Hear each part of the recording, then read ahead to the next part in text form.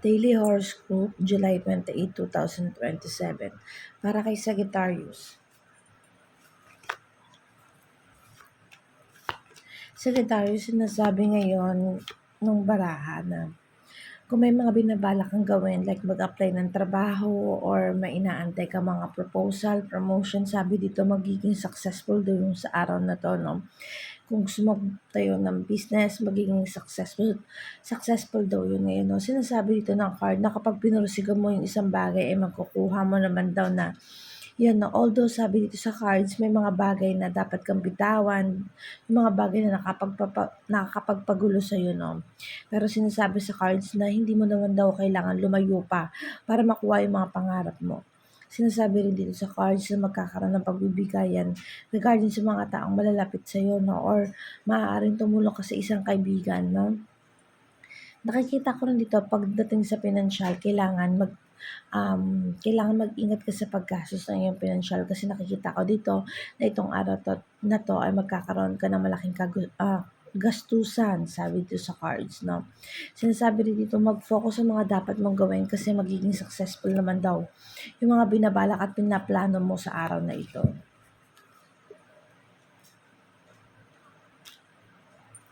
Punta naman tayo kay Libra. Libra, sinasabi dito sa cards na maghinay-hinay sa mga desisyon na gagawin natin, no? Nakikita ko dito na may binibitawang kang mga bagay or mga tao or sakaling meron kang hindi pinipursue na dati mo nang ipinaglaban, no? Sabi dito nawawalan ka ng pagkilos o paggawa. Pero ito yung magbibigay sa iyo ng kapanatagan, no? Sinasabi dito sa pagbibitaw mo sa mga taong nagpapabigat sa iyo or isang sitwasyon na nagpapabigat sa iyo, dito mo makukuha yung celebration o kagaangan, no? Nakikita ko rito na kung meron ka mang binitawan, huwag ka mag-alala kasi meron namang mga panibagong offer sa iyo, no? Sabi dito magiging maalwal o magaang yung mga susunod na araw para sa iyo. Kung sa tingin mo nagiging toxic na yung trabaho mo, pwede mo itong bitawan lalo na sa nakikita ko dito may paparating na option or magagandang bagay din para sa iyo. Kung ikaw ay nawalan, sabi na huwag ka daw malulungkot dahil may kapalit yun.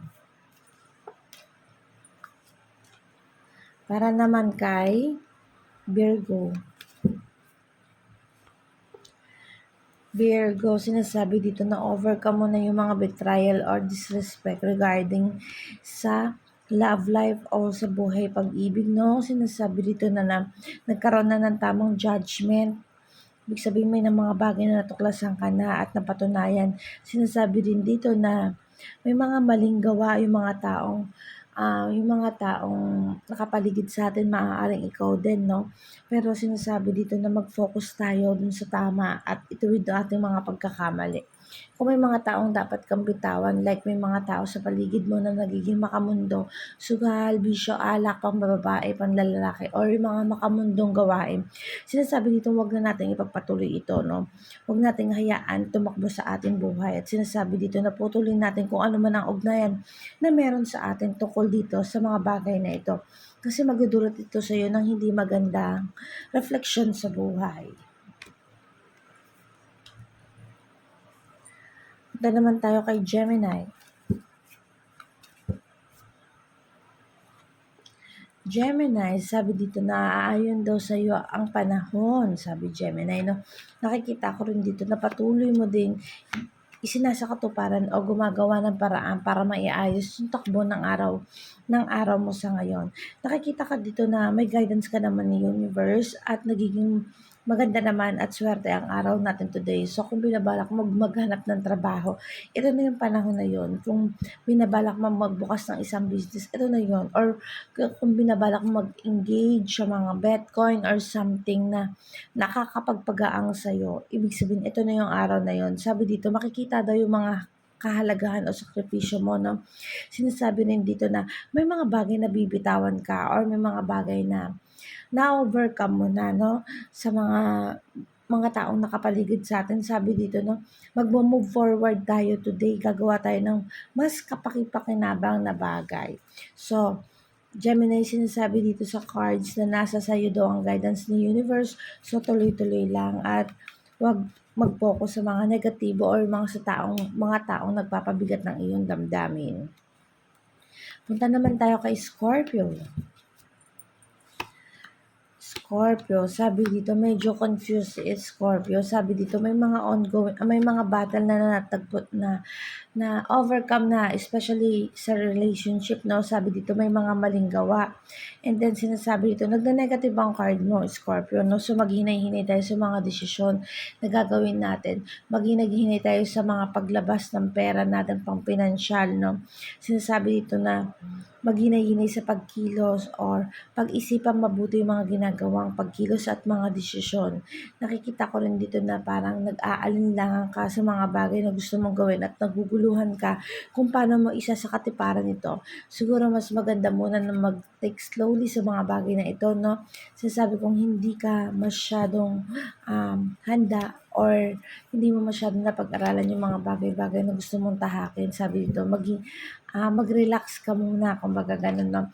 Mag-focus sa isang bagay na alam mong sigurado ka na magiging successful yung patutunguhan nito. Para naman kay Capricorn. Capricorn, sinasabi dito sa cards na na-overcome mo man yung mga obstacle na dumating sa iyo today or yung mga nakaraang araw, sinasabi rin naman dito na matatapos na yung pagiging stagnant mo sa isang bagay. Although nakikita ko dito may panghihinayang sa mga bagay-bagay na hindi mo nasa ikatuparan dahil na hindi ka nakapag-pursue ng gawain dito. Nakikita ko rin naman dito na magiging maayos. Overall naman magiging maayos yung araw mo kasi may guidance ka naman ni universe. Although may mga tao talaga na nagpapabigat ng iyong kalooban or may isang sitwasyon talaga nagpapabigat ng iyong kalooban. But still sabi mo, overcome mo daw to, no? Maganda naman ang araw mo. So kung binabalak mo mag-start ng panibagong something like mag-apply ka ng trabaho, kumilala ng ibang tao, go ahead Capricorn kasi sabi dito may guidance ka naman ni universe. Para naman kay Leo.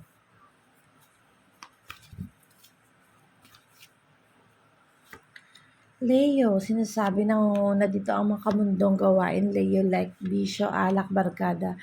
Sa araw na ito, no, sabi dito na mag-focus tayo sa karapat-dapat, Leo, no. Nakikita ko kasi dito na magkakaroon ng problema regarding sa karelasyon or sa pamilya dahil nga iba ang pino-focus natin sa araw na ito.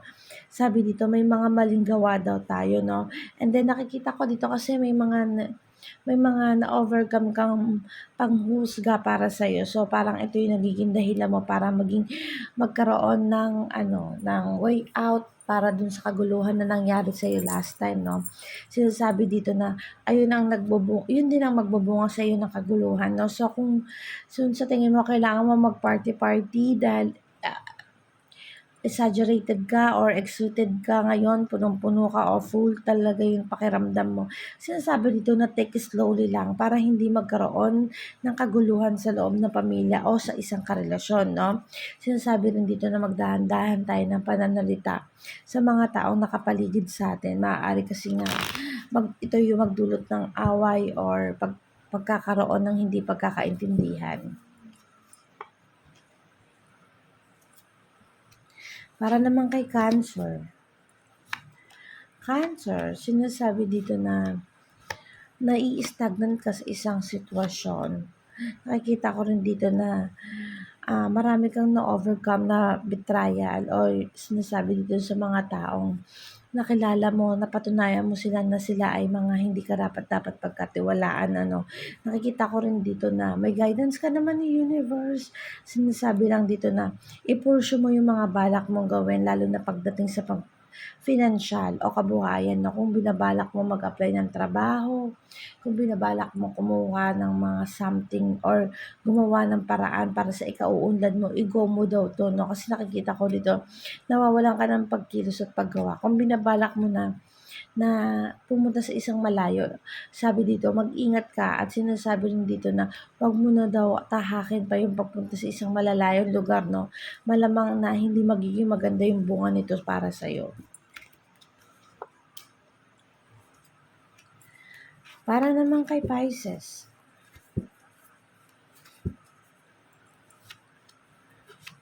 Pisces, sinasabi dito na hindi magiging masaya ang araw mo ngayon, pero sinasabi dito na may mga bagay na magiging successful ka, no? Sinasabi rin dito na nakikita ko yung abandonment or pag-iwan sa isang bagay, pero ito yung magdadala sa iyo ng pagiging successful or kapanatagan, no? Sinasabi rin dito na ma-overcome mo daw yung mga pain na dumarating sa iyo at sinasabi rin dito na magkakaroon ng mga sigalot o problema. Kung binabalak mo mag-apply ng trabaho or something, sinasabing hindi ito yung araw na yun, no? Kasi nakikita ko may successful pero ang pagiging successful sa araw ngayon ay yung pagbitaw sa mga obligasyon na hindi naman para sa'yo or sabihin na natin bumitaw sa isang tao na nagdudulot sa'yo ng hindi maganda, no? So, ito yung magiging maganda sa araw natin ngayon. So, alamin natin kung ano yung mga nakikinabang sa atin or kung ano yung mas nakakabuti sa atin sa araw na ito, Pisces. Para naman kay Aries.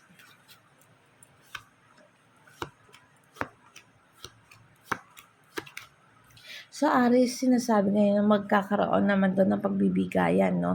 Sinasabi dito na may tao kang matutulungan or sinasabi magiging maayos naman yung araw natin sa ngayon. Nakikita ko lumabas yung The World. Nakikita ko rin kung pinaplano mong umalis, pumala, or pumunta kung saan, mag-apply ng trabaho. Nakikita ko dito na magiging successful, no? Yun nga lang sabi dito sa cards na medyo babaan natin yung temper natin, Aris, no? Kasi nakikita ko dito medyo magiging mainitin yung ulo natin. Then nakikita ko rin dito na hindi maganda yung kalalabasan regarding sa mga taong nakapaligid sa atin. So, wag tayo masyadong pabigla-bigla ng mga desisyon. Gayun din, Aris, yung mga bibitawan nating salita, kailangan maghinay-hinay tayo. Although nakikita ko dito may mga achievement ka naman sa araw na ito, may mga matatapos ka naman, at hindi ka naman masasaktan, no? Nakikita ko lang dito mag-ingat ka rin sa mga taong nakapaligid sa'yo dahil may mga taong yung alam mo yung mga tsismosa ganyan, nandiyan pa rin yan sa paligid, no?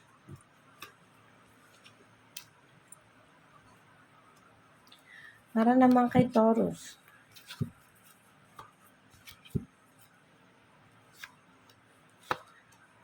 Okay. Taurus, sinasabi ngayon kung may ine-expect kang pera o financial, sinasabi din na makukuha mo yun, pero mag-ingat ka din sa paggastos ng salapi. Kung may papasok sa iyo, kung gaano kabilis pumasok sa iyo ng isang salapi sa araw na ito, gayon din rin ang paglabas nito. So, kailangan be mindful sa mga pagkakagastusan natin, no? Nakikita ko dito financial, nakikita ko dito na magagawa mo ng paraan regarding sa financial. So, maganda yung takbo ng araw natin ngayon regarding nga doon, no? Nakikita ko rin dito na may mga taong nandiyan para gulihin yung isipan mo. So, kailangan, Taurus, mag-focus ka. Kung ano talaga yung gusto mo, yun yung sundin mo. Huwag mong pakinggan yung mga ibang taong bumubuyo sa'yo na kasi nakikita ko dito nagkakaroon ng negativity dahil sa mga taong nakapaligid sa'yo, no? So, kailangan focus lang at maging ano lang sa goal mo. Para naman kay Aquarius.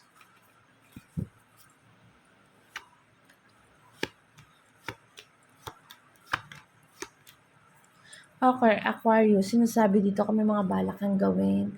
Kung may mga balak ka or meron kang pinupursue yung mga bagay, sinasabi dito, take it slowly down, no?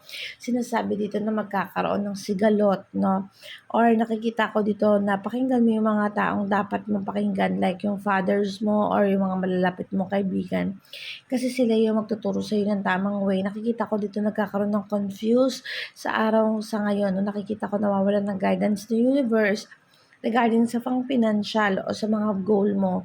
Nakikita ko na hindi maganda ang kalalabasan sa araw na ito, no? Pero nakikita ko rin na you need to take some opportunity today na paparating pa lang. May mga bagong opportunity. Huwag ka mag-alinlangan na kunin ito dahil nakikita ko yung mga nakalipas na pinanghawakan mo, naging negative, no? Nakikita ko rin dito na na may panghihinayang sa'yo kasi hindi mo magagawa yung mga bagay talaga na gusto mo. But still sabi dito, huwag kang mawalan ng pag-asa dahil may mga bagay na kailangan natin bitawan or hindi pa napapanahon para sa atin, no?